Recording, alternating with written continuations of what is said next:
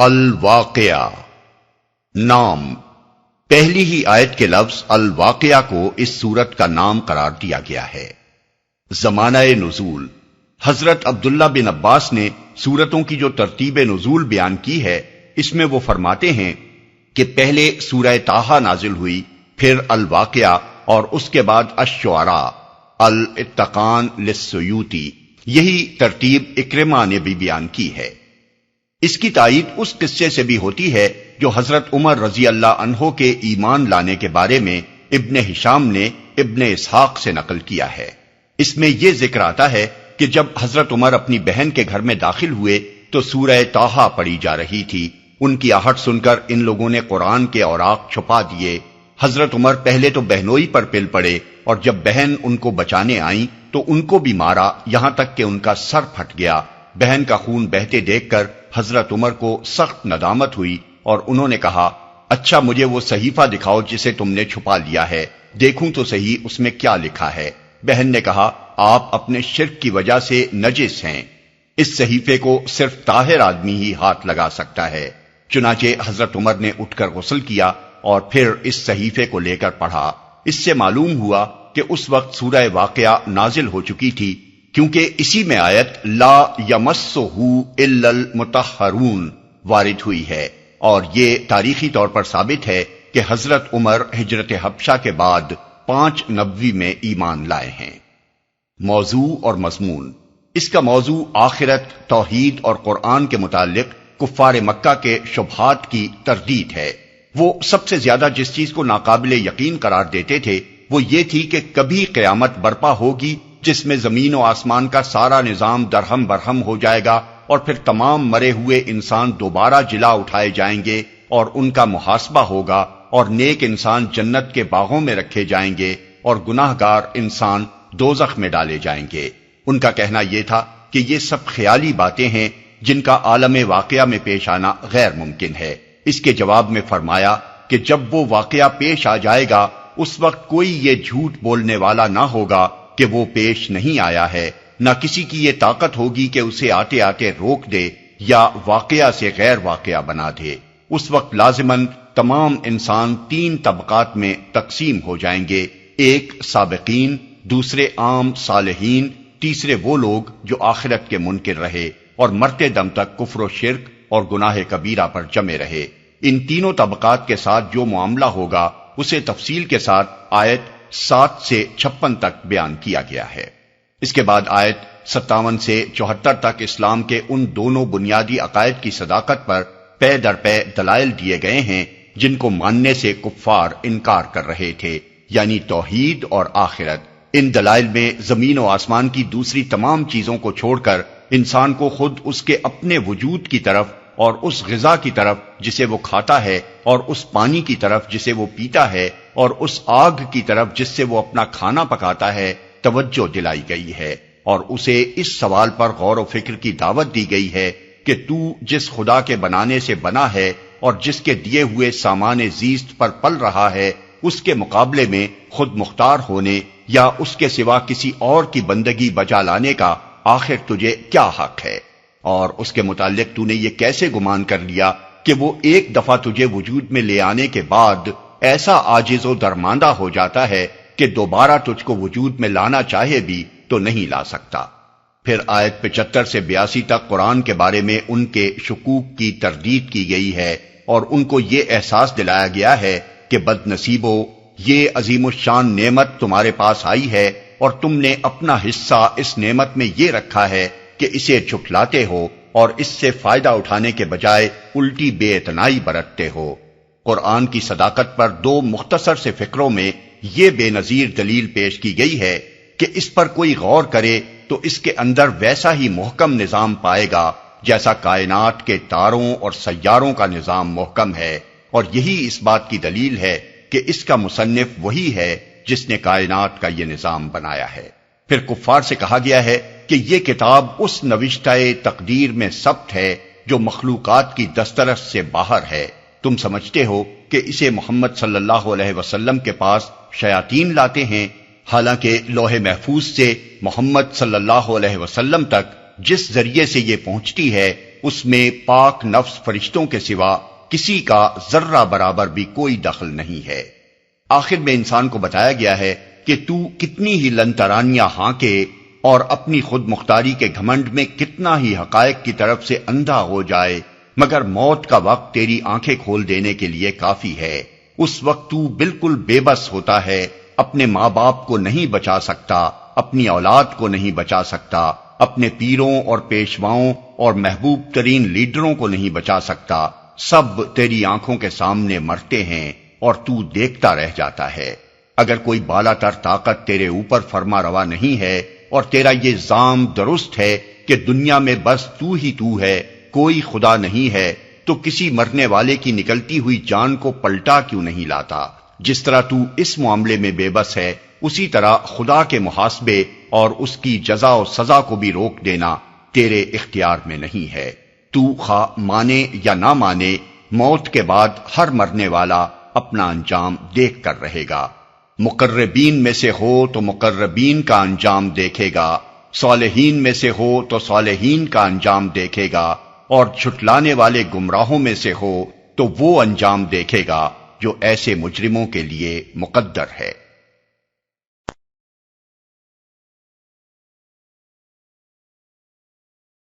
اعوذ باللہ من الشیطان الرجیم، بسم اللہ الرحمن الرحیم۔ اذا وقعت الواقعہ لیس لوقعتها کاذبہ، جب وہ ہونے والا واقعہ پیش آ جائے گا تو کوئی اس کے وقوع کو جھٹلانے والا نہ ہوگا۔ اس فقرے سے کلام کا آغاز خود یہ ظاہر کر رہا ہے کہ یہ ان باتوں کا جواب ہے جو اس وقت کفار کی مجلسوں میں قیامت کے خلاف بنائی جا رہی تھیں۔ زمانہ وہ تھا جب مکے کے لوگ رسول اللہ صلی اللہ علیہ وسلم کی زبان مبارک سے نئی نئی اسلام کی دعوت سن رہے تھے۔ اس میں جو چیز انہیں سب سے زیادہ عجیب اور بعید از عقل و امکان نظر آتی تھی وہ یہ تھی کہ ایک روز زمین و آسمان کا یہ سارا نظام درہم برہم ہو جائے گا اور پھر ایک دوسرا عالم برپا ہوگا جس میں سب اگلے پچھلے مرے ہوئے لوگ دوبارہ زندہ کیے جائیں گے۔ یہ بات سن کر حیرت سے ان کے دیدے پھٹے کے پھٹے رہ جاتے تھے۔ وہ کہتے تھے کہ ایسا ہونا بالکل ناممکن ہے۔ آخر یہ زمین، یہ پہاڑ، یہ سمندر، یہ چاند، یہ سورج کہاں چلے جائیں گے؟ صدیوں کے گڑے مردے کیسے جی اٹھیں گے؟ مرنے کے بعد دوسری زندگی اور پھر اس میں بہشت کے باغ اور جہنم کی آگ، آخر یہ خواب و خیال کی باتیں عقل و ہوش رکھتے ہوئے ہم کیسے مان لیں؟ یہی چیمی گوئیاں اس وقت مکے میں ہر جگہ ہو رہی تھیں۔ اس پس منظر میں فرمایا گیا ہے کہ جب وہ ہونے والا واقعہ پیش آ جائے گا اس وقت کوئی اسے جھٹلانے والا نہ ہوگا۔ اس ارشاد میں قیامت کے لیے واقع کا لفظ استعمال کیا گیا ہے جس کے معنی قریب قریب وہی ہیں جس کے لیے اردو زبان میں ہونی شدنی کے الفاظ بولے جاتے ہیں، یعنی وہ ایسی چیز ہے جسے لازماً پیش آ کر ہی رہنا ہے۔ پھر اس کے پیش آنے کو وقعتا کہا گیا ہے جو عربی زبان میں کسی بڑے حادثے کے اچانک برپا ہو جانے کے لیے استعمال ہوتا ہے۔ لیسا لوقعتها کاذبہ کے دو معنی ہو سکتے ہیں، ایک یہ کہ اس کے وقوع کا ٹل جانا اور اس کا آتے آتے رک جانا اور اس کی آمد کا پھیر دیا جانا ممکن نہ ہوگا، یا بالفاظ دیگر کوئی طاقت پھر اس کو واقع سے غیر واقع بنا دینے والی نہ ہوگی۔ دوسرے یہ کہ کوئی متنفس اس وقت یہ جھوٹ بولنے والا نہ ہوگا کہ وہ واقعہ پیش نہیں آیا ہے۔ خافضۃ رافعہ اذا رجت الارض رجا وبست الجبال بسا فكانت هباء منبثا۔ وہ تہو بالا کر دینے والی آفت ہوگی، زمین اس وقت یکبارگی ہلا ڈالی جائے گی اور پہاڑ اس طرح ریزہ ریزہ کر دیے جائیں گے کہ پراگندہ غبار بن کر رہ جائیں گے۔ آفت ہوگی اصل الفاظ ہیں خافضۃ الرافعہ، یعنی گرانے والی اور اٹھانے والی۔ اس کا ایک مطلب یہ ہو سکتا ہے کہ وہ سب کچھ الٹ پلٹ کر کے رکھ دے گی، نیچے کی چیزیں اوپر اور اوپر کی چیزیں نیچے ہو جائیں گی۔ دوسرا مطلب یہ بھی ہو سکتا ہے کہ وہ گرے ہوئے لوگوں کو اٹھانے والی اور اٹھے ہوئے لوگوں کو گرانے والی ہوگی۔ یعنی اس کے آنے پر انسانوں کے درمیان عزت و ذلت کا فیصلہ ایک دوسری ہی بنیاد پر ہوگا۔ جو دنیا میں عزت والے بنے پھرتے تھے وہ ذلیل ہو جائیں گے، اور جو ذلیل سمجھے جاتے تھے وہ عزت پائیں گے۔ ہلا ڈالی جائے گی، یعنی وہ کوئی مقامی زلزلہ نہ ہوگا جو کسی محدود علاقے میں آئے، بلکہ پوری کی پوری زمین بیک وقت ہلا ماری جائے گی۔ اس کو یک لخت ایک زبردست جھٹکا لگے گا جس سے وہ لرز کر رہ جائے گی۔ وَكُنْتُمْ أَزْوَاجًا ثَلَاثَةً، تم لوگ اس وقت 3 گروہوں میں تقسیم ہو جاؤ گے۔ خطاب اگرچہ بظاہر ان لوگوں سے ہے جنہیں یہ کلام سنایا جا رہا تھا یا جو اب اسے پڑھیں یا سنیں، لیکن دراصل پوری نوع انسانی اس کی مخاطب ہے۔ تمام انسان جو اول روز آفرینش سے قیامت تک پیدا ہوئے ہیں وہ سب آخر کار 3 گروہوں میں تقسیم ہو جائیں گے۔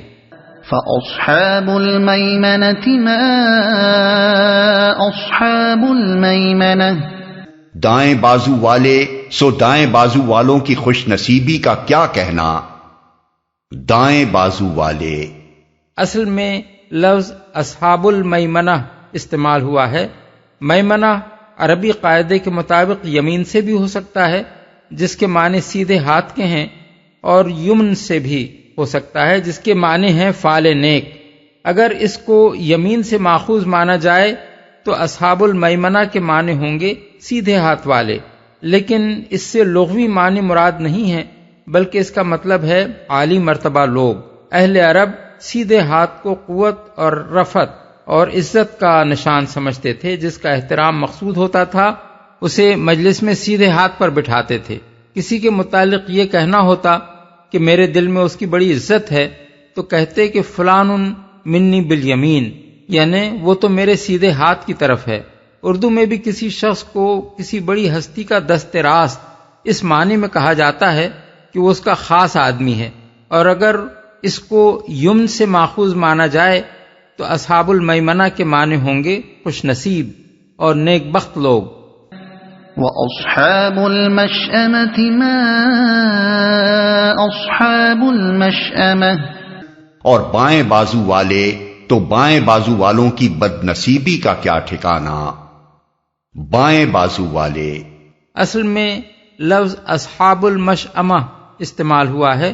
مشأمہ شوم سے ہے جس کے معنی بدبختی، نحوست اور بدفعلی کے ہیں، اور عربی زبان میں بائیں ہاتھ کو بھی شوما کہا جاتا ہے۔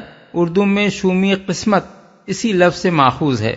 اہل عرب شمال یعنی بائیں ہاتھ اور شوم یعنی فعل بد کو ہم معنی سمجھتے تھے۔ ان کے ہاں بائیں ہاتھ کمزوری اور ذلت کا نشان تھا۔ سفر کو جاتے ہوئے اگر پرندہ اڑ کر بائیں ہاتھ کی طرف جاتا تو وہ اس کو بری فال سمجھتے تھے۔ کسی کو اپنے بائیں ہاتھ بٹھاتے تو اس کے معنی یہ تھے کہ وہ اسے کمتر درجے کا آدمی سمجھتے ہیں۔ کسی کے متعلق یہ کہنا ہو کہ میرے ہاں اس کی کوئی عزت نہیں تو کہا جاتا کہ فلان منی بالشمال، یعنی وہ میرے بائیں ہاتھ کی طرف ہے۔ اردو میں بھی کسی کام کو بہت ہلکا اور آسان قرار دینا ہو تو کہا جاتا ہے کہ یہ میرے بائیں ہاتھ کا کھیل ہے۔ پس اصحاب المشأمہ سے مراد ہیں بدبخت لوگ، یا وہ لوگ جو اللہ تعالیٰ کے ہاں ذلت سے دوچار ہوں گے اور دربار الہی میں بائیں طرف کھڑے کیے جائیں گے۔ والسابقون السابقون اولئک المقربون فی جنات النعیم، اور آگے والے تو پھر آگے والے ہی ہیں، وہی تو مقرب لوگ ہیں، نعمت بھری جنتوں میں رہیں گے۔ آگے والے ہی ہیں۔ سابقین یعنی آگے والوں سے مراد وہ لوگ ہیں جو نیکی اور حق پرستی میں سب پر سبقت لے گئے ہوں، بھلائی کے ہر کام میں سب سے آگے ہوں، خدا اور رسول کی پکار پر سب سے پہلے لبیک کہنے والے ہوں، جہاد کا معاملہ ہو یا انفاق فی سبیل اللہ کا، یا خدمت خلق کا، یا دعوت خیر اور تبلیغ حق کا، غرض دنیا میں بھلائی پھیلانے اور برائی مٹانے کے لیے ایثار و قربانی اور محنت و جانفشانی کا جو موقع بھی پیش آئے اس میں وہی لوگ آگے بڑھ کر کام کرنے والے ہوں۔ اس بنا پر آخرت میں بھی سب سے آگے وہی رکھے جائیں گے۔ گویا وہاں اللہ تعالیٰ کے دربار کا نقشہ یہ ہوگا کہ دائیں بازو میں صالحین، بائیں بازو میں فاسقین، اور سب سے آگے بارگاہ خداوندی کے قریب سابقین۔ حدیث میں حضرت عائشہ کی روایت ہے کہ رسول اللہ صلی اللہ علیہ وسلم نے لوگوں سے پوچھا، جانتے ہو قیامت کے روز کون لوگ سب سے پہلے پہنچ کر اللہ کے سائے میں جگہ پائیں گے؟ لوگوں نے عرض کیا، اللہ اور اللہ کا رسول ہی زیادہ جانتا ہے۔ فرمایا، الذین اعطوا الحق قبلوہ واذا سئلوہ بذلوہ وحکموا الناس کحکمہم لانفسہم، یعنی وہ جن کا حال یہ تھا کہ جب ان کے آگے حق پیش کیا گیا تو انہوں نے قبول کر لیا، اور جب ان سے حق مانگا گیا تو انہوں نے ادا کر دیا، اور دوسروں کے معاملے میں ان کا فیصلہ وہی کچھ تھا جو خود اپنی ذات کے معاملے میں تھا۔ مسند احمد۔ ثلة من الأولين وقليل من الآخرين، اگلوں میں سے بہت ہوں گے اور پچھلوں میں سے کم۔ مفسرین کے درمیان اس امر میں اختلاف ہے کہ اولین اور آخرین یعنی اگلوں اور پچھلوں سے مراد کون ہیں۔ ایک گروہ کا خیال ہے کہ آدم علیہ السلام کے وقت سے نبی صلی اللہ علیہ وسلم کی بعثت تک جتنی امتیں گزری ہیں وہ اولین ہیں، اور نبی صلی اللہ علیہ وسلم کی بعثت کے بعد قیامت تک کے لوگ آخرین ہیں۔ اس لحاظ سے آیت کا مطلب یہ ہوگا کہ بعثت محمدی سے پہلے ہزارہ برس کے دوران میں جتنے انسان گزرے ہیں ان کے سابقین کی تعداد زیادہ ہوگی، اور حضور کی بعثت کے بعد سے قیامت تک آنے والے انسانوں میں سے جو لوگ سابقین کا مرتبہ پائیں گے ان کی تعداد کم ہوگی۔ دوسرا گروہ کہتا ہے کہ یہاں اولین و آخرین سے مراد نبی صلی اللہ علیہ وسلم کی امت کے اولین و آخرین ہیں، یعنی آپ کی امت میں ابتدائی دور کے لوگ اولین ہیں جن میں سابقین کی تعداد زیادہ ہوگی، اور بعد کے لوگ آخرین ہیں جن میں سابقین کی تعداد کم ہوگی۔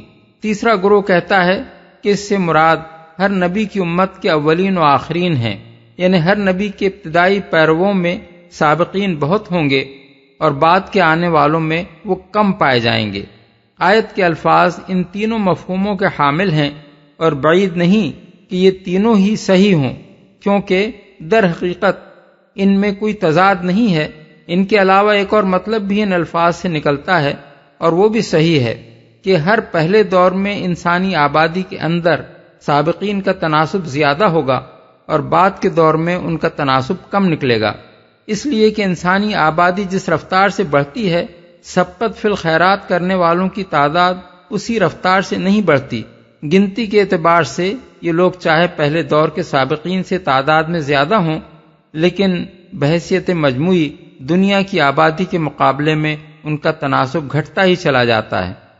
على سرر موضونة متكئين عليها متقابلين يطوف عليهم ولدان مخلدون بأكواب وأباريق وكأس من معين لا يصدعون عنها ولا ينزفون۔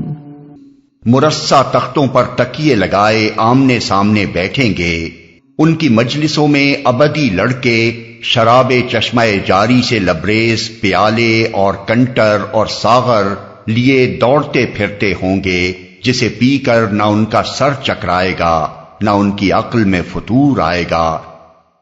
ابدی لڑکے، اس سے مراد ہیں ایسے لڑکے جو ہمیشہ لڑکے ہی رہیں گے، ان کی عمر ہمیشہ ایک ہی حالت پر ٹھہری رہے گی۔ حضرت علی اور حضرت حسن بصری فرماتے ہیں کہ یہ اہل دنیا کے وہ بچے ہیں جو بالغ ہونے سے پہلے مر گئے، اس لیے نہ ان کی کچھ نیکیاں ہوں گی کہ ان کی جزا پائیں اور نہ بدیاں ہوں گی کہ ان کی سزا پائیں۔ لیکن ظاہر بات ہے کہ اس سے مراد صرف وہی اہل دنیا ہو سکتے ہیں جن کو جنت نصیب نہ ہوئی ہو۔ رہے مومنین صالحین تو ان کے بارے میں اللہ تعالیٰ نے خود قرآن میں یہ ضمانت دی ہے کہ ان کی ذریت ان کے ساتھ جنت میں لا ملائی جائے گی۔ سورہ الطور آیت 21۔ اسی کی تائید اس حدیث سے ہوتی ہے جو ابو داؤد طیالسی طبرانی اور بزار نے حضرت انس اور حضرت سمرہ بن جندب سے نقل کی ہے۔ اس میں نبی صلی اللہ علیہ وسلم کا ارشاد ہے کہ مشرکین کے بچے اہل جنت کے خادم ہوں گے۔ وَفَاكِهَةٍ مِّمَّا يَتَخَيَّرُونَ وَلَحْمِ طَيْرٍ مِّمَّا يَشْتَهُونَ وَحُورٌ عِينٌ كَأَمْثَالِ اللُّؤْلُؤِ الْمَكْنُونِ جَزَاءً بِمَا كَانُوا يَعْمَلُونَ لا يسمعون فيها لغوا ولا تأثيما إلا قيلا سلاما سلاما، اور وہ ان کے سامنے طرح طرح کے لذیذ پھل پیش کریں گے کہ جسے چاہیں چن لیں، اور پرندوں کے گوشت پیش کریں گے کہ جس پرندے کا چاہیں استعمال کریں، اور ان کے لیے خوبصورت آنکھوں والی حوریں ہوں گی، ایسی حسین جیسے چھپا کر رکھے ہوئے موتی۔ یہ سب کچھ ان اعمال کی جزا کے طور پر انہیں ملے گا جو وہ دنیا میں کرتے رہے تھے۔ وہاں وہ کوئی بیہودہ کلام یا گناہ کی بات نہ سنیں گے، جو بات بھی ہوگی ٹھیک ٹھیک ہوگی، گناہ کی بات نہ سنیں گے۔ یہ جنت کی بڑی نعمتوں میں سے ایک ہے جسے قرآن مجید میں متعدد مقامات پر بیان کیا گیا ہے کہ انسان کے کان وہاں بیہودگی، یاوہ گوئی، جھوٹ، غیبت، چغلی، بہتان، گالی، لاف و گزاف، طنز و تمسخر اور طعن و تشنیع کی باتیں سننے سے محفوظ ہوں گے۔ وہ بدزبان اور بدتمیز لوگوں کی سوسائٹی نہ ہوگی جس میں لوگ ایک دوسرے پر کیچڑ اچھالیں۔ وہ شریف اور مہذب لوگوں کا معاشرہ ہوگا جس کے اندر یہ لغویات ناپید ہوں گی۔ اگر کسی شخص کو اللہ نے کچھ بھی شائستگی اور مذاق سلیم سے نوازا ہو تو وہ اچھی طرح محسوس کر سکتا ہے کہ دنیاوی زندگی کا یہ کتنا بڑا عذاب ہے جس سے انسان کو جنت میں نجات پانے کی امید دلائی گئی ہے۔ ٹھیک ٹھیک ہوگی۔ اصل الفاظ ہیں الا قیلا سلاما سلاما۔ بعض مفسرین و مترجمین نے اس کا مطلب یہ لیا ہے کہ وہاں ہر طرف سلام سلام ہی کی آوازیں سننے میں آئیں گی، لیکن صحیح بات یہ ہے کہ اس سے مراد ہے قول سلیم، یعنی ایسی گفتگو جو عیوب کلام سے پاک ہو، جس میں وہ خرابیاں نہ ہوں جو پچھلے فقرے میں بیان کی گئی ہیں۔ یہاں سلام کا لفظ قریب قریب اسی مفہوم میں استعمال کیا گیا ہے جس کے لیے انگریزی میں لفظ سیلیوٹ استعمال ہوتا ہے۔ وَأَصْحَابُ الْيَمِينِ مَا أَصْحَابُ الْيَمِينِ فِي سِدْرٍ مَّخْضُودٍ وَطَلْحٍ مَّنضُودٍ وَظِلٍّ مَّمْدُودٍ وَمَاءٍ مَّسْكُوبٍ وَفَاكِهَةٍ كَثِيرَةٍ لا مقطوعة ولا ممنوعة وفرش مرفوعة، اور دائیں بازو والوں کی خوش نصیبی کا کیا کہنا، وہ بے خار بیریوں اور تہ بتہ چڑھے ہوئے کیلوں اور دور تک پھیلی ہوئی چھاؤں اور ہر دم رواں پانی اور کبھی ختم نہ ہونے والے اور بے روک ٹوک ملنے والے بکثرت پھلوں اور اونچی نشست گاہوں میں ہوں گے۔ بے خار بیریوں یعنی ایسی بیریاں جن کے درختوں میں کانٹے نہ ہوں گے۔ ایک شخص تعجب کا اظہار کر سکتا ہے کہ بیر ایسا کون سا نفیس پھل ہے جس کے جنت میں ہونے کی خوشخبری سنائی جائے، لیکن واقعہ یہ ہے کہ جنت کے بیروں کا تو کیا ذکر، خود اس دنیا کے بھی بعض علاقوں میں یہ پھل اتنا لذیذ، خوشبودار اور میٹھا ہوتا ہے کہ ایک دفعہ منہ کو لگنے کے بعد اسے چھوڑنا مشکل ہو جاتا ہے۔ اور بیر جتنے اعلیٰ درجے کے ہوتے ہیں ان کے درختوں میں کانٹے اتنے ہی کم ہوتے ہیں، اسی لیے جنت کے بیروں کی یہ تعریف بیان کی گئی ہے کہ ان کے درخت بالکل ہی کانٹوں سے خالی ہوں گے، یعنی ایسی بہترین قسم کے ہوں گے جو دنیا میں نہیں پائی جاتی۔ بکثرت پھلوں اصل الفاظ ہیں لا مقطوعۃ ولا ممنوعہ۔ لا مقطوعہ سے مراد یہ ہے کہ یہ پھل نہ موسمی ہوں گے کہ موسم گزر جانے کے بعد نہ مل سکیں، نہ ان کی پیداوار کا سلسلہ کبھی منقطع ہوگا کہ کسی باغ کے سارے پھل اگر توڑ لیے جائیں تو ایک مدت تک وہ بے ثمر رہ جائے، بلکہ ہر پھل وہاں ہر موسم میں ملے گا اور خواہ کتنا ہی کھایا جائے لگاتار پیدا ہوتا چلا جائے گا۔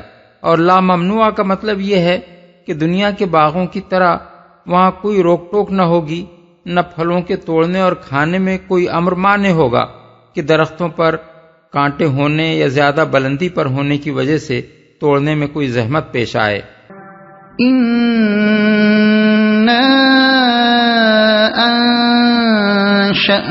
انشأناهن انشاء فجعلناهن ابکارا عربا اترابا لأصحاب الیمین۔ ان کی بیویوں کو ہم خاص طور پر نئے سرے سے پیدا کریں گے اور انہیں باکرا بنا دیں گے، اپنے شوہروں کی عاشق اور عمر میں ہم سن۔ یہ کچھ دائیں بازو والوں کے لیے ہے، باکرا بنا دیں گے۔ اس سے مراد دنیا کی وہ نیک خواتین ہیں جو اپنے ایمان و عمل صالح کی بنا پر جنت میں جائیں گی۔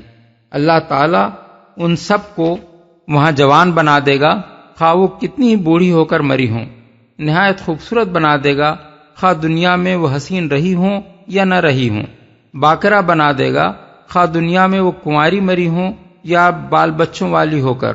ان کے شوہر بھی اگر ان کے ساتھ جنت میں پہنچیں گے تو وہ ان سے ملا دی جائیں گی، ورنہ اللہ تعالیٰ کسی اور جنتی سے ان کو بیاہ دے گا۔ اس آیت کی یہی تشریح متعدد احادیث میں رسول اللہ صلی اللہ علیہ وسلم سے منقول ہے۔ شمائل ترمذی میں روایت ہے کہ ایک بڑھیا نے حضور سے عرض کیا، میرے حق میں جنت کی دعا فرمائیں۔ آپ نے فرمایا، جنت میں کوئی بڑھیا داخل نہ ہوگی۔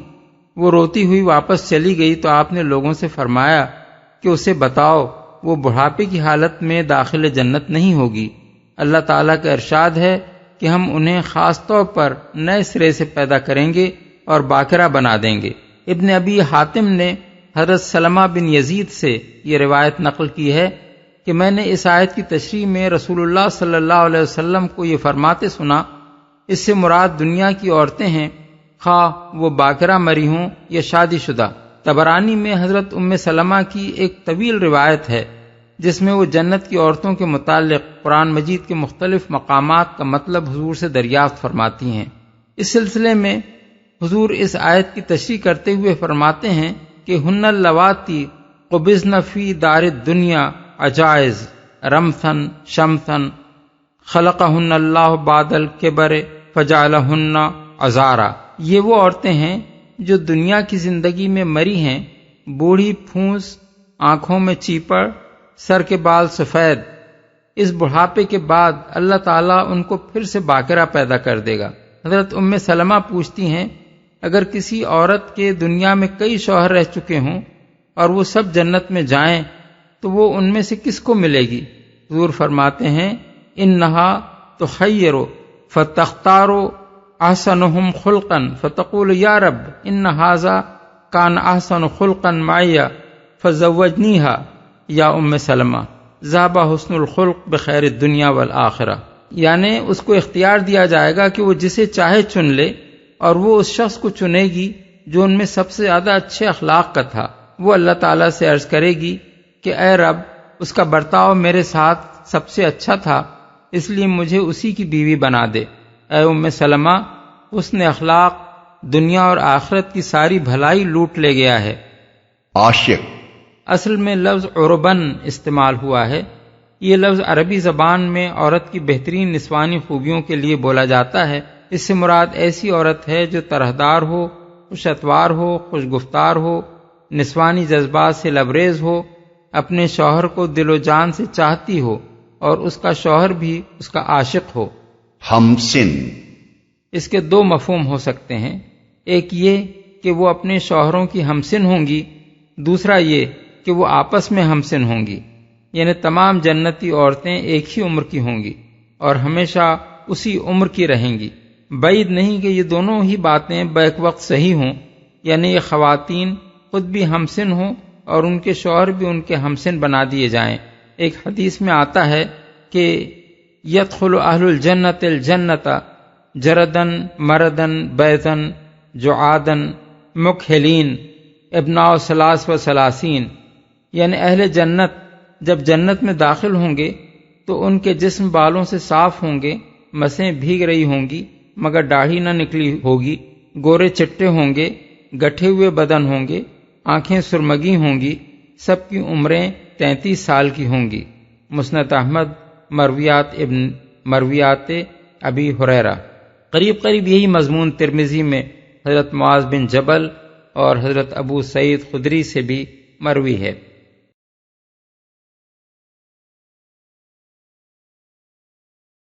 ثلة من الأولين وثلة من الآخرين وأصحاب الشمال ما أصحاب الشمال في سموم وحميم وظل من يحموم لا بارد ولا کریم۔ وہ اگلوں میں سے بہت ہوں گے اور پچھلوں میں سے بھی بہت، اور بائیں بازو والوں کی بد نصیبی کا کیا پوچھنا۔ وہ لو کی لپٹ اور کھولتے ہوئے پانی اور کالے دھوئیں کے سائے میں ہوں گے جو نہ ٹھنڈا ہوگا نہ آرام دے۔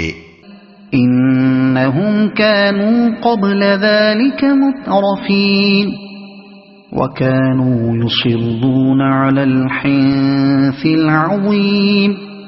یہ وہ لوگ ہوں گے جو اس انجام کو پہنچنے سے پہلے خوشحال تھے اور گناہ عظیم پر اصرار کرتے تھے۔ یعنی خوشحالی نے ان پر الٹا اثر کیا تھا۔ اللہ تعالیٰ کے شکر گزار ہونے کے بجائے وہ الٹے کافر نعمت ہو گئے تھے، اپنی لذات نفس میں منہمک ہو کر خدا کو بھول گئے تھے اور گناہ عظیم پر مصر تھے۔ گناہ عظیم کا لفظ جامع ہے، اس سے مراد کفر و شرک اور دہریت بھی ہے اور اخلاق و اعمال کا ہر بڑا گناہ بھی۔ وَكَانُوا يَقُولُونَ أَإِذَا مِتْنَا وَكُنَّا تُرَابًا وَعِظَامًا أَإِنَّا لَمَبْعُوثُونَ أَوْ آبَاؤُنَا الْأَوَّلُونَ قل ان الاولین والآخرین لمجموعون الى میقات یوم معلوم۔ کہتے تھے کیا جب ہم خاک ہو جائیں گے اور ہڈیوں کا پنجر رہ جائیں گے تو پھر اٹھا کھڑے کیے جائیں گے، اور کیا ہمارے وہ باپ دادا بھی اٹھائے جائیں گے جو پہلے گزر چکے ہیں۔ اے نبی ان لوگوں سے کہو یقیناً اگلے اور پچھلے سب ایک دن ضرور جمع کیے جانے والے ہیں جس کا وقت مقرر کیا جا چکا ہے۔ ثم انکم ایھا الضالون المکذبون لآکلون من شجر من زقوم فمالئون منها البطون فشاربون عليه من الحميم فشاربون شرب الهيم هذا نزلهم يوم الدين۔ پھر اے گمراہو اور جھٹلانے والو، تم شجر زقوم کی غذا کھانے والے ہو، اسی سے تم پیٹ بھرو گے اور اوپر سے کھولتا ہوا پانی تونس لگے ہوئے اونٹ کی طرح پیو گے۔ یہ ہے بائیں بازو والوں کی ضیافت کا سامان روز جزا میں۔ نحن خلقناکم فلولا تصدقون۔ ہم نے تمہیں پیدا کیا ہے پھر کیوں تصدیق نہیں کرتے؟ ہم نے تمہیں۔ یہاں سے آیت 74 تک جو دلائل پیش کیے گئے ہیں ان میں بیک وقت آخرت اور توحید دونوں پر استدلال کیا گیا ہے۔ چونکہ مکے کے لوگ نبی صلی اللہ علیہ وسلم کی تعلیم کے ان دونوں بنیادی اجزاء پر معترض تھے، اس لیے یہاں دلائل اس انداز سے دیے گئے ہیں کہ آخرت کا ثبوت بھی ان سے ملتا ہے اور توحید کی صداقت کا بھی۔ کیوں تصدیق نہیں کرتے؟ یعنی اس بات کی تصدیق کہ ہم ہی تمہارے رب اور معبود ہیں اور ہم تمہیں دوبارہ بھی پیدا کر سکتے ہیں۔ أَفَرَأَيْتُم مَّا تُمْنُونَ أَأَنتُمْ تَخْلُقُونَهُ أَمْ نَحْنُ الْخَالِقُونَ؟ کبھی تم نے غور کیا یہ نطفہ جو تم ڈالتے ہو اس سے بچہ تم بناتے ہو یا اس کے بنانے والے ہم ہیں؟ اس مختصر سے فقرے میں ایک بڑا اہم سوال انسان کے سامنے پیش کیا گیا ہے۔ دنیا کی تمام دوسری چیزوں کو چھوڑ کر انسان اگر صرف اسی ایک بات پر غور کرے کہ وہ خود کس طرح پیدا ہوا ہے تو اسے نہ قرآن کی تعلیم توحید میں کوئی شک رہ سکتا ہے نہ اس کی تعلیم آخرت میں۔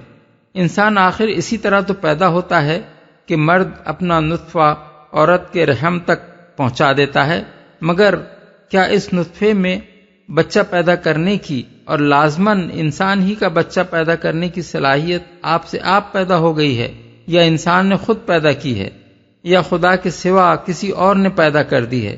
اور کیا یہ مرد کے یا عورت کے یا دنیا کی کسی طاقت کے اختیار میں ہے کہ اس نطفے سے حمل کا استقرار کرا دے، پھر استقرار حمل سے وضع حمل تک ماں کے پیٹ میں بچے کی درجہ بدرجہ تخلیق و پرورش اور ہر بچے کی الگ صورت گری اور ہر بچے کے اندر مختلف ذہنی و جسمانی قوتوں کو ایک خاص تناسب کے ساتھ رکھنا جس سے وہ ایک خاص شخصیت کا انسان بن کر اٹھے؟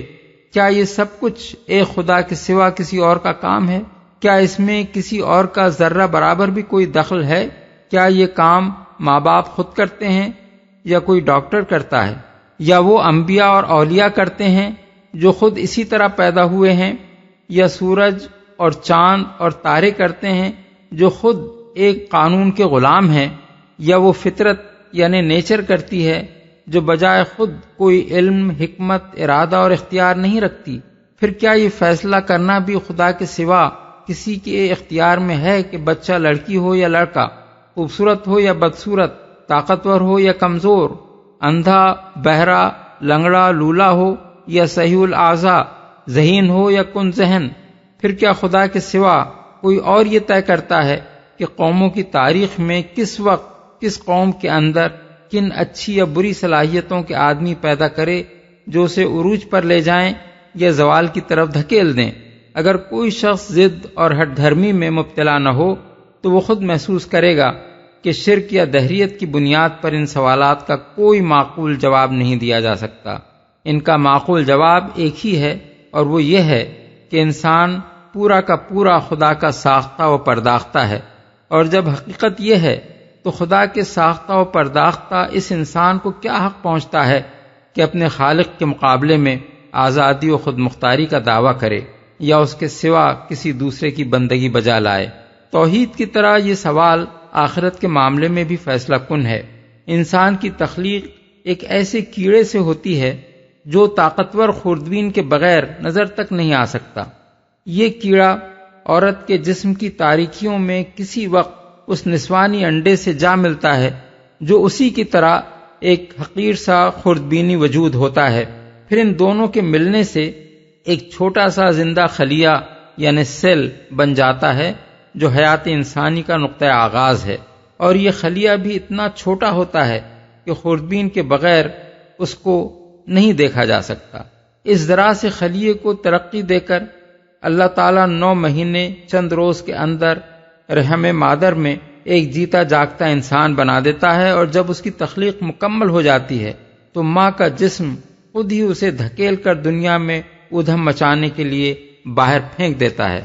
تمام انسان اسی طرح دنیا میں آئے ہیں اور شب و روز اپنے ہی جیسے انسانوں کی پیدائش کا یہ منظر دیکھ رہے ہیں۔ اس کے بعد صرف ایک عقل کا اندھا ہی یہ کہہ سکتا ہے کہ جو خدا اس طرح انسانوں کو آج پیدا کر رہا ہے وہ کل کسی وقت اپنے ہی پیدا کیے ہوئے ان انسانوں کو دوبارہ کسی اور طرح پیدا نہ کر سکے گا۔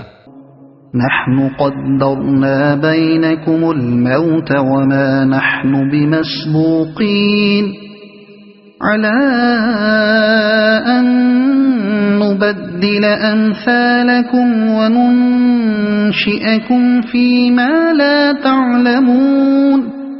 ہم نے تمہارے درمیان موت کو تقسیم کیا ہے اور ہم اس سے عاجز نہیں ہیں کہ تمہاری شکلیں بدل دیں اور کسی ایسی شکل میں تمہیں پیدا کر دیں جس کو تم نہیں جانتے. موت کو تقسیم کیا ہے، یعنی تمہاری پیدائش کی طرح تمہاری موت بھی ہمارے اختیار میں ہے. ہم یہ طے کرتے ہیں کہ کس کو ماں کے پیٹ ہی میں مر جانا ہے اور کسے پیدا ہوتے ہی مر جانا ہے اور کسے کس عمر تک پہنچ کر مرنا ہے. جس کی موت کا جو وقت ہم نے مقدر کر دیا ہے اس سے پہلے دنیا کی کوئی طاقت اسے مار نہیں سکتی اور اس کے بعد ایک لمحے کے لیے بھی زندہ نہیں رکھ سکتی.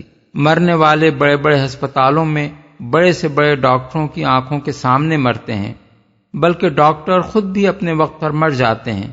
کبھی کوئی نہ موت کے وقت کو جان سکا ہے، نہ آتی ہوئی موت کو روک سکا ہے، نہ یہ معلوم کر سکا ہے کہ کس کی موت کس ذریعے سے کہاں کس طرح واقع ہونے والی ہے.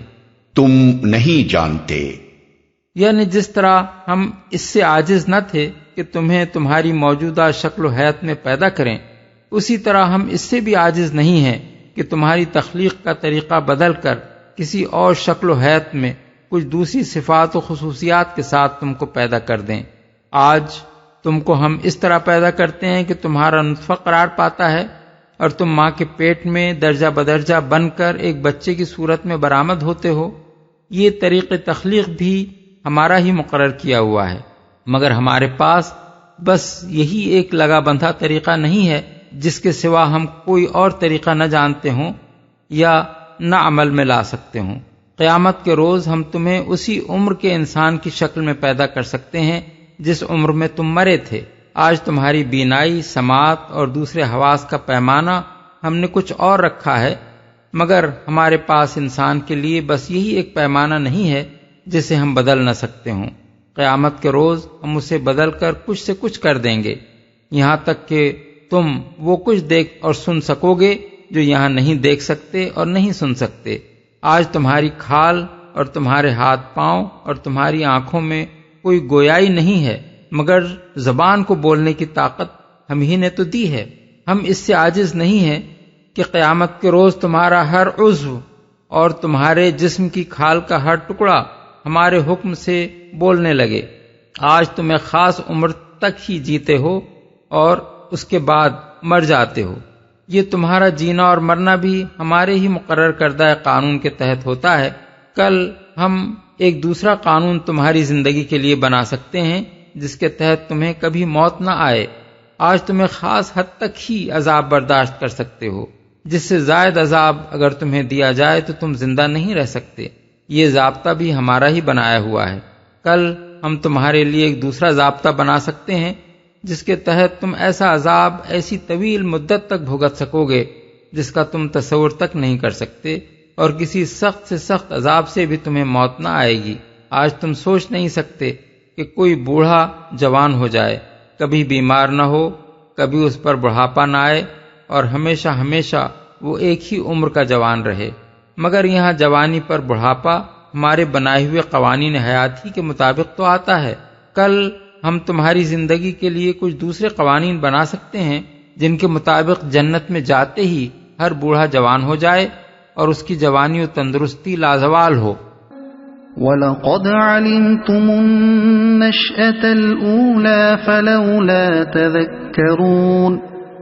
اپنی پہلی پیدائش کو تو تم جانتے ہو، پھر کیوں سبق نہیں لیتے؟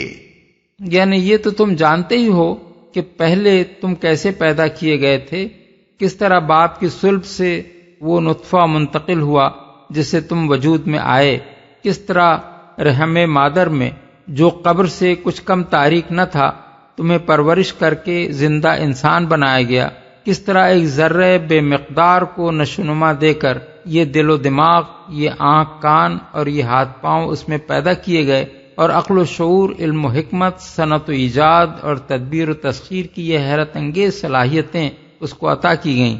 کیا یہ معجزہ مردوں کو دوبارہ جلا اٹھانے سے کچھ کم عجیب ہے؟ اس عجیب معجزے کو جب تم آنکھوں سے دیکھ رہے ہو اور خود اس کی زندہ شہادت کے طور پر دنیا میں موجود ہو تو کیوں اس سے یہ سبق نہیں لیتے کہ جس خدا کی قدرت سے یہ معجزہ شب روز رونما ہو رہا ہے، اسی کی قدرت سے زندگی بعد موت اور حشر و نشر اور جنت و دوزخ کا معجزہ بھی رونما ہو سکتا ہے۔ أَفَرَأَيْتُم مَّا تَحْرُثُونَ أَأَنتُمْ تَزْرَعُونَهُ أَمْ نَحْنُ الزَّارِعُونَ؟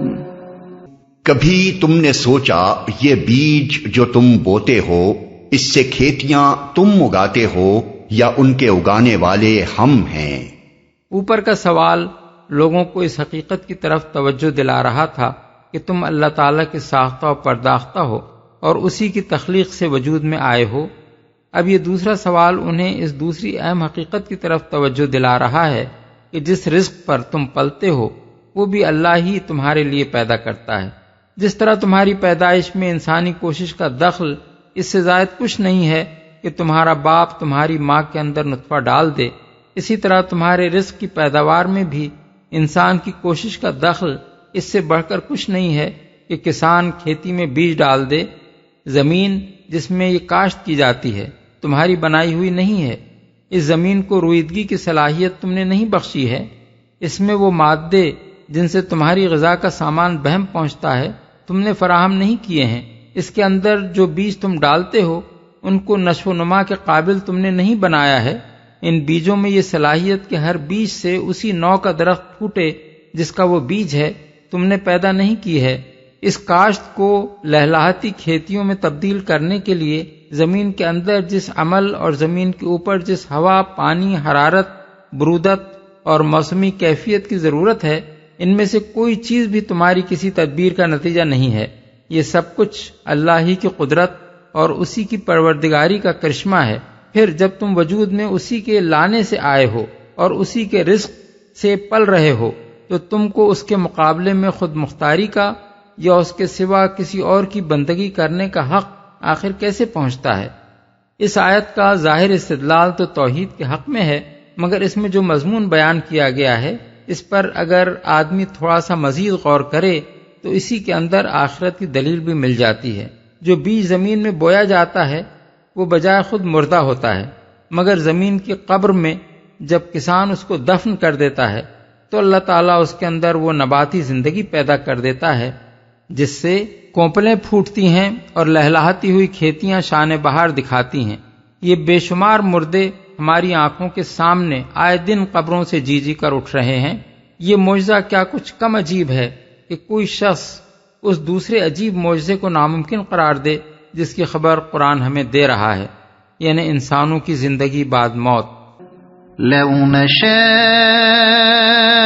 لجعلناه حطاما فظلتم تفكهون إنا لمغرمون بل نحن محرومون أفرأيتم الماء الذي تشربون أأنتم أنزلتموه من المزن أم نحن المنزلون لو نشاء جعلناه أجاجا فلولا تشكرون۔ ہم چاہیں تو ان کھیتوں کو بھس بنا کر رکھ دیں اور تم طرح طرح کی باتیں بناتے رہ جاؤ کہ ہم پر تو الٹی چٹی پڑ گئی، بلکہ ہمارے تو نصیب بھی پھوٹے ہوئے ہیں۔ کبھی تم نے آنکھیں کھول کر دیکھا یہ پانی جو تم پیتے ہو اسے تم نے بادل سے برسایا ہے یا اس کے برسانے والے ہم ہیں؟ ہم چاہیں تو اسے سخت کھاری بنا کر رکھ دیں، پھر کیوں تم شکر گزار نہیں ہوتے؟ برسانے والے ہم ہیں، یعنی تمہاری بھوک مٹانے ہی کا نہیں، تمہاری پیاس بجھانے کا انتظام بھی ہمارا ہی کیا ہوا ہے۔ یہ پانی جو تمہاری زندگی کے لیے روٹی سے بھی زیادہ ضروری ہے تمہارا اپنا فراہم کیا ہوا نہیں ہے، بلکہ اسے ہم فراہم کرتے ہیں۔ زمین میں یہ سمندر ہم نے پیدا کیے ہیں، ہمارے سورج کی گرمی سے ان کا پانی بھاپ بن کر اٹھتا ہے۔ ہم نے اس پانی میں یہ خاصیت پیدا کی ہے کہ خاص درجہ حرارت پر وہ بھاپ میں تبدیل ہو جائے ہماری ہوائیں اسے لے کر اٹھتی ہیں، ہماری قدرت اور حکمت سے وہ بھاپ جمع ہو کر بادل کی شکل اختیار کرتی ہے، ہمارے حکم سے یہ بادل خاص تناسب سے تقسیم ہو کر زمین کے مختلف خطوں پر پھیلتے ہیں تاکہ جس خطے زمین کے لیے پانی کا جو حصہ مقرر کیا گیا ہے وہ اس کو پہنچ جائے، اور ہم بالائی فضا میں وہ برودت پیدا کرتے ہیں جس سے یہ بھاپ پھر سے پانی میں تبدیل ہوتی ہے۔ ہم تمہیں صرف وجود میں لا کر ہی نہیں رہ گئے ہیں بلکہ تمہاری پرورش کے یہ سارے انتظامات بھی ہم کر رہے ہیں جن کے بغیر تم جی نہیں سکتے۔ پھر ہماری تخلیق سے وجود میں آ کر، ہمارا رزق کھا کر اور ہمارا پانی پی کر یہ حق تمہیں کہاں سے حاصل ہو گیا کہ ہمارے مقابلے میں خود مختار بنو یا ہمارے سوا کسی اور کی بندگی بجا لاؤ۔ کھاری بنا کر رکھ دیں۔ اس فقرے میں اللہ کی قدرت و حکمت کے ایک اہم کرشمے کی نشاندہی کی گئی ہے۔ پانی کے اندر اللہ تعالیٰ نے جو حیرت انگیز خواص رکھے ہیں ان میں سے ایک خاصہ یہ بھی ہے کہ اس کے اندر خواہ کتنی ہی چیزیں تحلیل ہو جائیں، جب وہ حرارت کے اثر سے بھاپ میں تبدیل ہوتا ہے تو ساری آمیزشیں نیچے چھوڑ دیتا ہے اور صرف اپنے اصل آبی اجزاء کو لے کر ہوا میں اڑتا ہے۔ یہ خاصیت اگر اس میں نہ ہوتی تو بھاپ میں تبدیل ہوتے وقت بھی وہ سب چیزیں اس میں شامل رہتی جو پانی ہونے کی حالت میں اس کے اندر تحلیل شدہ تھیں۔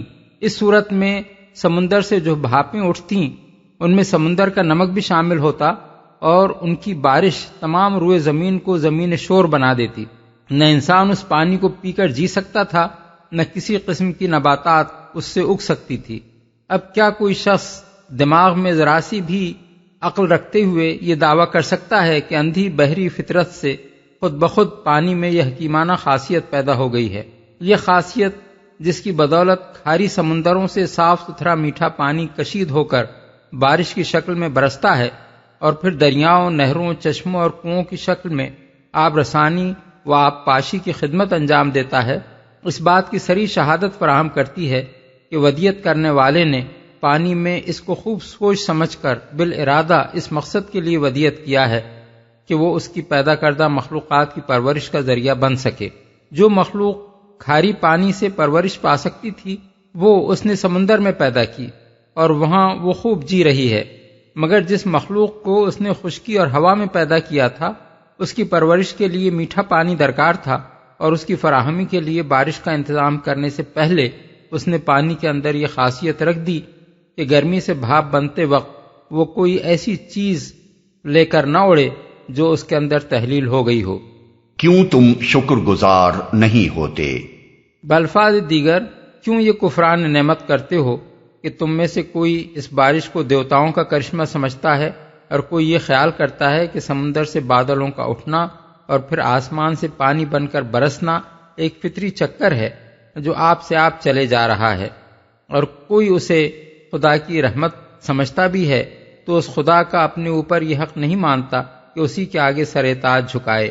خدا کی اتنی بڑی نعمت سے فائدہ اٹھاتے ہو اور پھر جواب میں کفر و شرک اور فسق و نافرمانی کرتے ہو۔ أفرأيتم النار التي تورون أأنتم أنشأتم شجرتها أم نحن المنشئون نحن جعلناها تذكرة ومتاعا للمقوين۔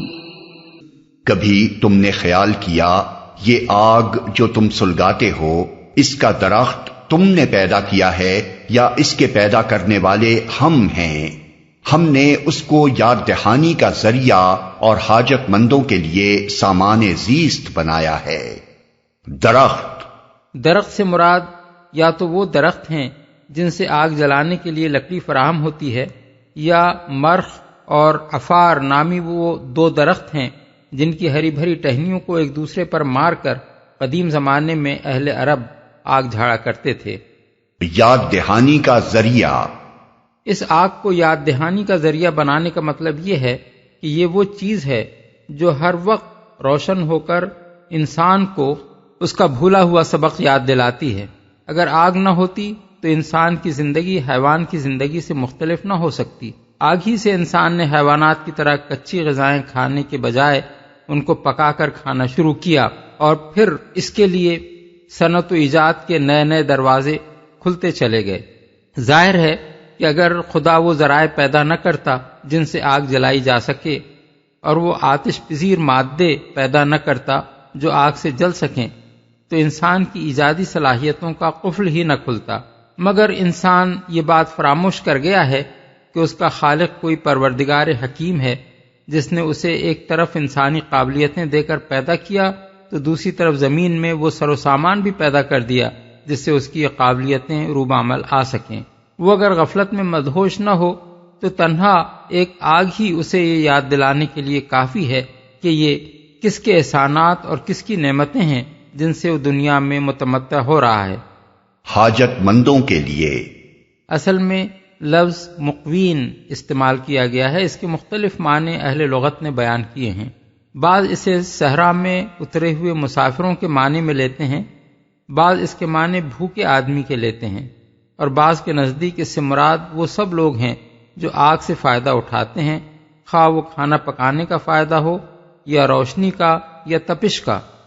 فسبح باسم ربك العظیم، پس اے نبی اپنے رب عظیم کے نام کی تسبیح کرو، یعنی اس کا مبارک نام لے کر یہ اظہار و اعلان کرو کہ وہ ان تمام عیوب و نقائص اور کمزوریوں سے پاک ہے جو کفار و مشرکین اس کی طرف منسوب کرتے ہیں، اور جو کفر و شرک کے ہر عقیدے اور منکرین آخرت کے ہر استدلال میں مضمر ہیں۔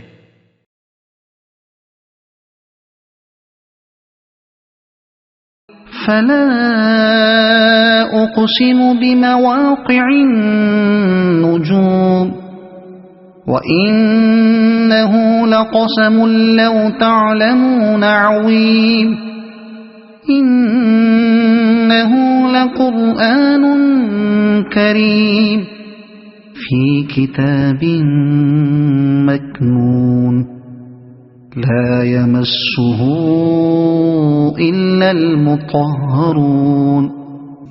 پس نہیں میں قسم کھاتا ہوں تاروں کے مواقع کی، اور اگر تم سمجھو تو یہ بہت بڑی قسم ہے کہ یہ ایک بلند پایا قرآن ہے، ایک محفوظ کتاب میں ثبت جسے مطہرین کے سوا کوئی چھو نہیں سکتا۔ پس نہیں یعنی بات وہ نہیں ہے جو تم سمجھے بیٹھے ہو۔ یہاں قرآن کے من جانب اللہ ہونے پر قسم کھانے سے پہلے لفظ لا کا استعمال خود یہ ظاہر کر رہا ہے کہ لوگ اس کتاب پاک کے متعلق کچھ باتیں بنا رہے تھے جن کی تردید کرنے کے لیے یہ قسم کھائی جا رہی ہے۔ بلند پایا قرآن ہے۔ تاروں اور سیاروں کے مواقع سے مراد ان کے مقامات، ان کی منزلیں اور ان کے مدار ہیں، اور قرآن کے بلند پایا کتاب ہونے پر ان کی قسم کھانے کا مطلب یہ ہے کہ عالم بالا میں اجرام فلکی کا نظام جیسا محکم اور مضبوط ہے، ویسا ہی مضبوط اور محکم یہ کلام بھی ہے۔ جس خدا نے وہ نظام بنایا ہے اسی خدا نے یہ کلام بھی نازل کیا ہے۔ کائنات کی بے شمار کہکشانوں یعنی گیلیکسیز اور ان کہکشانوں کے اندر بے حد و حساب تاروں یعنی سٹارز اور سیاروں یعنی پلینٹس میں جو کمال درجے کا ربط و نظم قائم ہے، درحالے کے بظاہر وہ بالکل بکھرے ہوئے نظر آتے ہیں، اسی طرح یہ کتاب بھی ایک کمال درجے کا مربوط و منظم ضابطہ حیات پیش کرتی ہے، جس میں عقائد کی بنیاد پر اخلاق، عبادات، تہذیب و تمدن، معیشت و معاشرت، قانون و عدالت، صلح و جنگ، غرض انسانی زندگی کے تمام پہلوؤں پر مفصل ہدایات دی گئی ہیں، اور ان میں کوئی چیز کسی دوسری چیز سے بے جوڑ نہیں ہے، درحالے کہ یہ نظام فکر متفرق آیات اور مختلف مواقع پر دیے ہوئے خطبوں میں بیان کیا گیا ہے۔ پھر جس طرح خدا کے باندھے ہوئے عالم بالا کا نظم اٹل ہے، جس میں کبھی ذرہ برابر فرق واقع نہیں ہوتا، اسی طرح اس کتاب میں بھی جو حقائق بیان کیے گئے ہیں اور جو ہدایات دی گئی ہیں وہ بھی اٹل ہیں، ان کا ایک شوشہ بھی اپنی جگہ سے ہلایا نہیں جا سکتا۔ سبت اس سے مراد ہے لوح محفوظ۔ اس کے لیے کتاب مکنون کا لفظ استعمال کیا گیا ہے، جس کے معنی ہیں ایسا نوشتہ جو چھپا کر رکھا گیا ہے، یعنی جس تک کسی کی رسائی نہیں ہے۔ اس محفوظ نوشتے میں قرآن کے ثبت ہونے کا مطلب یہ ہے کہ نبی صلی اللہ علیہ وسلم پر نازل کیے جانے سے پہلے وہ اللہ تعالیٰ کے ہاں اس نوشتہ تقدیر میں ثبت ہو چکا ہے جس کے اندر کسی رد و بدل کا امکان نہیں ہے، کیونکہ وہ ہر مخلوق کی دسترس سے بالاتر ہے، چھو نہیں سکتا۔ یہ تردید ہے کفار کے ان الزامات کی جو وہ قرآن پر لگایا کرتے تھے۔ وہ رسول اللہ صلی اللہ علیہ وسلم کو کاہن قرار دیتے تھے اور کہتے تھے کہ یہ کلام آپ پر جن اور شیاطین القا کرتے ہیں۔ اس کا جواب قرآن مجید میں متعدد مقامات پر دیا گیا ہے۔ مثلا سورہ شعراء میں ارشاد ہوا ہے وما تنزلت بہ الشیاطین وما ینبغی لہم وما یستطیعون انہم عن السمع لمعزولون، یعنی اس کو لے کر شیاطین نہیں اترے ہیں، نہ یہ کلام ان کو سجتا ہے اور نہ وہ ایسا کر ہی سکتے ہیں، وہ تو اس کی سماعت تک سے دور رکھے گئے ہیں۔ آیات 210 تا 212۔ اسی مضمون کو یہاں ان الفاظ میں بیان کیا گیا ہے کہ اسے مطہرین کے سوا کوئی چھو نہیں سکتا، یعنی شیاطین کا اسے لانا یا اس کے نزول کے وقت اس میں دخل انداز ہونا تو درکنار، جس وقت یہ لوح محفوظ سے نبی پر نازل کیا جاتا ہے اس وقت مطہرین یعنی پاک فرشتوں کے سوا کوئی قریب پھٹک بھی نہیں سکتا۔ فرشتوں کے لیے مطہرین کا لفظ اس معنی میں استعمال کیا گیا ہے کہ اللہ تعالیٰ نے ان کو ہر قسم کے ناپاک جذبات اور خواہشات سے پاک رکھا ہے۔ اس آیت کی یہی تفسیر انس بن مالک، ابن عباس، سعید بن جبیر، اکرمہ، مجاہد، قتادہ، ابو العالیہ، سدی، ضحاک اور ابن زید نے بیان کی ہے، اور نظم کلام کے ساتھ بھی یہی مناسبت رکھتی ہے، کیونکہ سلسلہ کلام خود یہ بتا رہا ہے کہ توحید اور آخرت کے متعلق کفار مکہ کے غلط تصورات کی تردید کرنے کے بعد اب قرآن مجید کے بارے میں ان کے جھوٹے گمانوں کی تردید کی جا رہی ہے، اور مواقع نجوم کی قسم کھا کر یہ بتایا جا رہا ہے کہ یہ ایک بلند پایہ کتاب ہے، اللہ تعالیٰ کے محفوظ نوشتے میں ثبت ہے، جس میں کسی مخلوق کی دراندازی کا کوئی امکان نہیں، اور یہ نبی پر ایسے طریقے سے نازل ہوتی ہے کہ پاکیزہ فرشتوں کے سوا کوئی اسے چھو تک نہیں سکتا۔ بعض مفسرین نے اس آیت میں لا کو نہیں کے معنی میں لیا ہے، اور آیت کا مطلب یہ بیان کیا ہے کہ کوئی ایسا شخص اسے نہ چھوئے جو پاک نہ ہو، یا کسی ایسے شخص کو اسے نہ چھونا چاہیے جو ناپاک ہو۔ اور بعض دوسرے مفسرین اگرچہ لا کو نفی کے معنی میں لیتے ہیں اور آیت کا مطلب یہ بیان کرتے ہیں کہ اس کتاب کو مطہرین کے سوا کوئی نہیں چھوتا، مگر ان کا کہنا یہ ہے کہ یہ نفی اسی طرح نہیں کے معنی میں ہے جس طرح رسول اللہ صلی اللہ علیہ وسلم کا یہ ارشاد کہ المسلم اخو المسلم لا یظلمہ، یعنی مسلمان مسلمان کا بھائی ہے، وہ اس پر ظلم نہیں کرتا۔ اس میں اگرچہ خبر دی گئی ہے کہ مسلمان مسلمان پر ظلم نہیں کرتا، لیکن دراصل اس سے یہ حکم نکلتا ہے کہ مسلمان مسلمان پر ظلم نہ کرے۔ اسی طرح اس آیت میں اگرچہ فرمایا یہ گیا ہے کہ پاک لوگوں کے سوا قرآن کو کوئی نہیں چھوتا، مگر اس سے حکم یہ نکلتا ہے کہ جب تک کوئی شخص پاک نہ ہو وہ اس کو نہ چھوئے۔ لیکن حقیقت یہ ہے کہ یہ تفسیر آیت کے سیاق و سباق سے مطابقت نہیں رکھتی۔ سیاق و سباق سے الگ کر کے تو اس کے الفاظ سے یہ مطلب نکالا جا سکتا ہے، مگر جس سلسلہ کلام میں یہ وارد ہوئی ہے اس میں رکھ کر اسے دیکھا جائے تو یہ کہنے کا سرے سے کوئی موقع نظر نہیں آتا کہ اس کتاب کو پاک لوگوں کے سوا کوئی نہ چھوئے، کیونکہ یہاں تو کفار مخاطب ہیں اور ان کو یہ بتایا جا رہا ہے کہ یہ اللہ رب العالمین کی نازل کردہ کتاب ہے، اس کے بارے میں تمہارا یہ گمان قطعی غلط ہے کہ اسے شیاطین نبی پر القا کرتے ہیں۔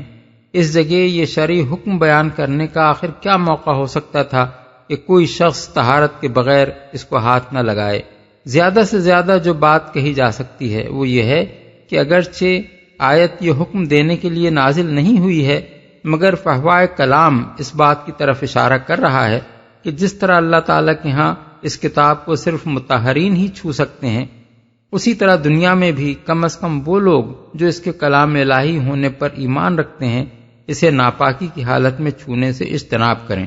اس مسئلے میں جو روایات ملتی ہیں وہ حسب ذیل ہیں۔ 1، امام مالک نے موطا میں عبداللہ بن ابی بکر محمد بن عمرو بن حزم کی یہ روایت نقل کی ہے کہ رسول اللہ صلی اللہ علیہ وسلم نے جو تحریری احکام عمرو بن حزم کے ہاتھ یمن کے رؤسا کو لکھ کر بھیجے تھے، ان میں ایک حکم یہ بھی تھا کہ لا یمس القرآن الا طاہر، یعنی کوئی شخص قرآن کو نہ چھوئے مگر طاہر۔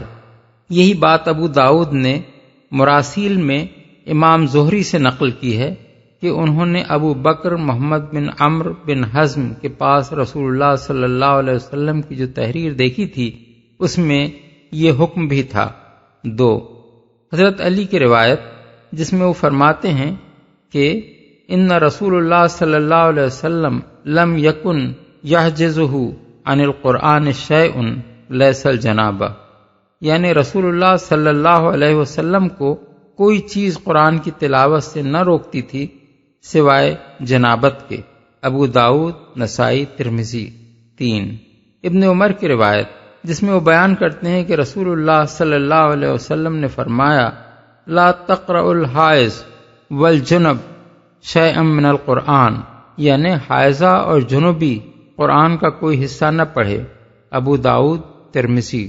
4 بخاری کی روایت جس میں یہ بیان ہوا ہے کہ رسول اللہ صلی اللہ علیہ وسلم نے قیصر روم ہرقل کو جو نامہ مبارک بھیجا تھا اس میں قرآن مجید کی یہ آیت بھی لکھی ہوئی تھی کہ یا اہل الکتاب تعالوا الی کلمۃ سواء بیننا و بینکم۔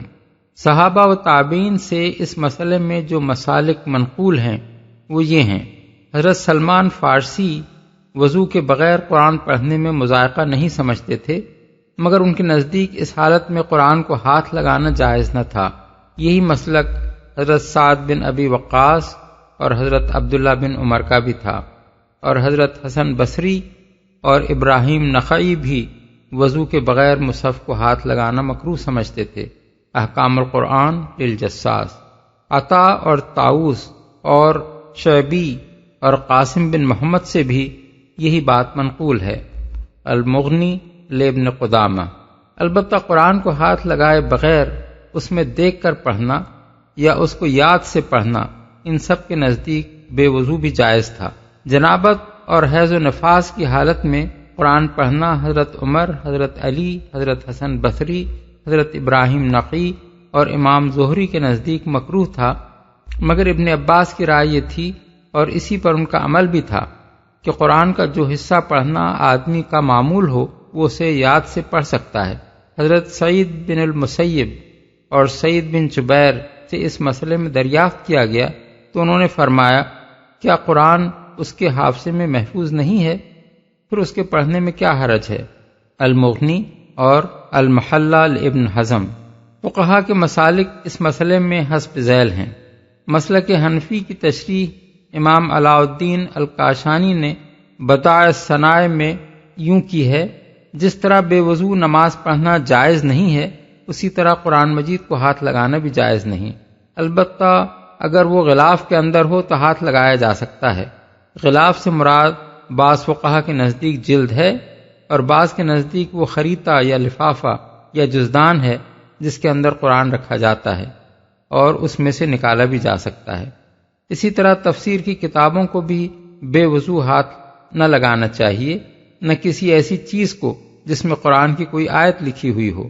البتہ فقہ کی کتابوں کو ہاتھ لگایا جا سکتا ہے، اگرچہ مستحب یہی ہے کہ ان کو بھی بے وضو ہاتھ نہ لگایا جائے کیونکہ ان میں بھی آیات قرآنی بطور استدلال درج ہوتی ہیں۔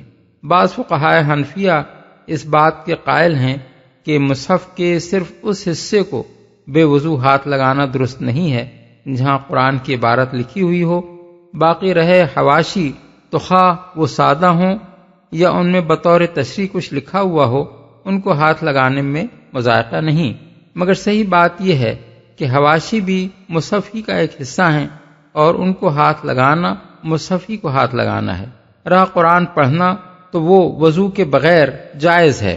فتاوی عالمگیری میں بچوں کو اس حکم سے مستثنی قرار دیا گیا ہے۔ تعلیم کے لیے قرآن مجید بچوں کے ہاتھ میں دیا جا سکتا ہے، خواہ وہ وضو سے ہوں یا بے وضو۔ مسلک شافعی کو امام نووی نے المنہاج میں اس طرح بیان کیا ہے، نماز اور طواف کی طرح مصحف کو ہاتھ لگانا اور اس کے کسی ورق کو چھونا بھی وضو کے بغیر حرام ہے۔ اسی طرح قرآن کی جلد کو چھونا بھی ممنوع ہے، اور اگر قرآن کسی خریطے، غلاف یا صندوق میں ہو اور درس قرآن کے لیے اس کا کوئی حصہ تختی پر لکھا ہوا ہو تو اس کو بھی ہاتھ لگانا جائز نہیں۔ البتہ قرآن کسی کے سامان میں رکھا ہو یا تفسیر کی کتابوں میں لکھا ہوا ہو یا کسی سکے میں اس کا کوئی حصہ درج ہو تو اسے ہاتھ لگانا حلال ہے۔ بچہ اگر بے وضو ہو تو وہ بھی قرآن کو ہاتھ لگا سکتا ہے، اور بے وضو آدمی اگر قرآن پڑھے تو لکڑی یا کسی اور چیز سے وہ اس کا ورق پلٹ سکتا ہے۔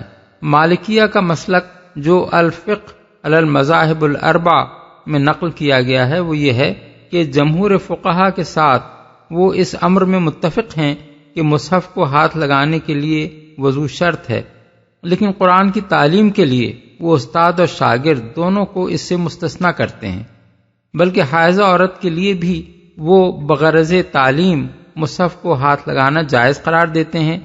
ابن قدامہ نے المغنی میں امام مالک کا یہ قول بھی نقل کیا ہے کہ جنابت کی حالت میں تو قرآن پڑھنا ممنوع ہے، مگر حیض کی حالت میں عورت کو قرآن پڑھنے کی اجازت ہے، کیونکہ ایک طویل مدت تک اگر ہم اسے قرآن پڑھنے سے روکیں گے تو وہ بھول جائے گی۔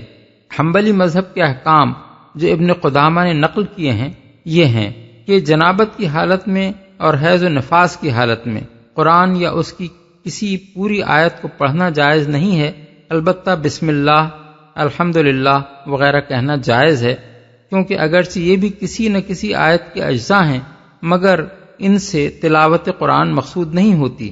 رہا قرآن کو ہاتھ لگانا تو وہ کسی حال میں وضو کے بغیر جائز نہیں، البتہ قرآن کی کوئی آیت کسی خط یا فقہ کی کسی کتاب یا کسی اور تحریر کے سلسلے میں درج ہو تو اسے ہاتھ لگانا ممنوع نہیں ہے۔ اسی طرح قرآن اگر کسی چیز میں رکھا ہوا ہو تو اسے وضو کے بغیر اٹھایا جا سکتا ہے۔ تفسیر کی کتابوں کو ہاتھ لگانے کے لیے بھی وضو شرط نہیں ہے۔ نیز بے وضو آدمی کو اگر کسی فوری ضرورت کے لیے قرآن کو ہاتھ لگانا پڑے تو وہ تیمم کر سکتا ہے۔ الفقہ علی المذاہب الاربع میں مسلک حنبلی کا یہ مسئلہ بھی درج ہے کہ بچوں کے لیے تعلیم کی غرض سے بھی وضو کے بغیر قرآن کو ہاتھ لگانا درست نہیں ہے، اور یہ ان کے سرپرستوں کا فرض ہے کہ وہ قرآن ان کے ہاتھ میں دینے سے پہلے انہیں وضو کرائیں۔ ظاہریہ کا مسلک یہ ہے کہ قرآن پڑھنا اور اس کو ہاتھ لگانا ہر حال میں جائز ہے، خواہ آدمی بے وضو ہو یا جنابت کی حالت میں ہو یا عورت حیض کی حالت میں ہو۔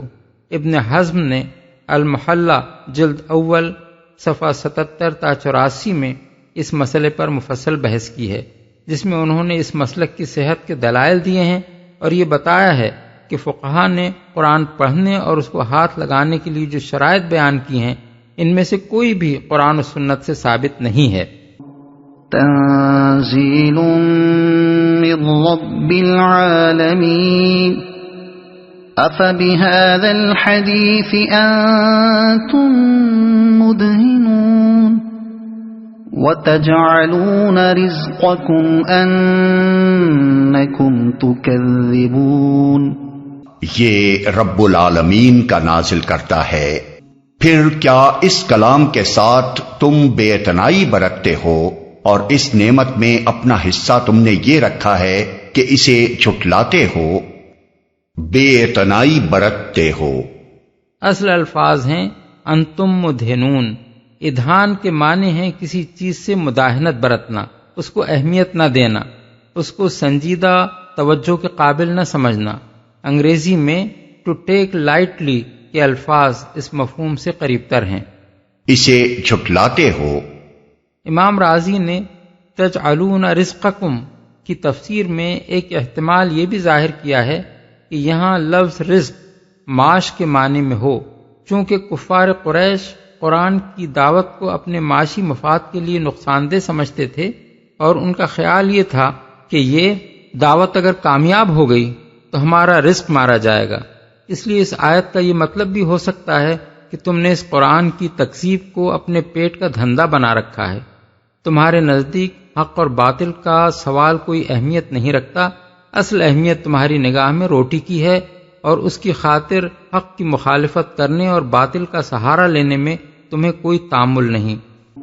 فلولا اذا بلغت الحلقوم وانتم حينئذ تنظرون ونحن اقرب اليه منكم ولكن لا تبصرون فلولا ان كنتم غير مدينين ترجعونها ان كنتم صادقين۔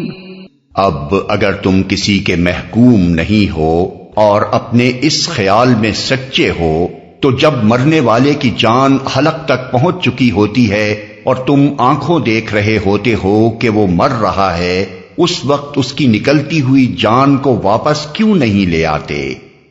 اس وقت تمہاری بنسبت ہم اس کے زیادہ قریب ہوتے ہیں مگر تم کو نظر نہیں آتے۔ فَأَمَّا إِن كَانَ مِنَ الْمُقَرَّبِينَ فَرَوْحٌ وَرَيْحَانٌ وَجَنَّةُ نَعِيمٍ وَأَمَّا إِن كَانَ مِنْ أَصْحَابِ الْيَمِينِ فَسَلَامٌ لَكَ مِنْ أَصْحَابِ الْيَمِينِ وَأَمَّا إِن كَانَ مِنَ الْمُكَذِّبِينَ الضَّالِّينَ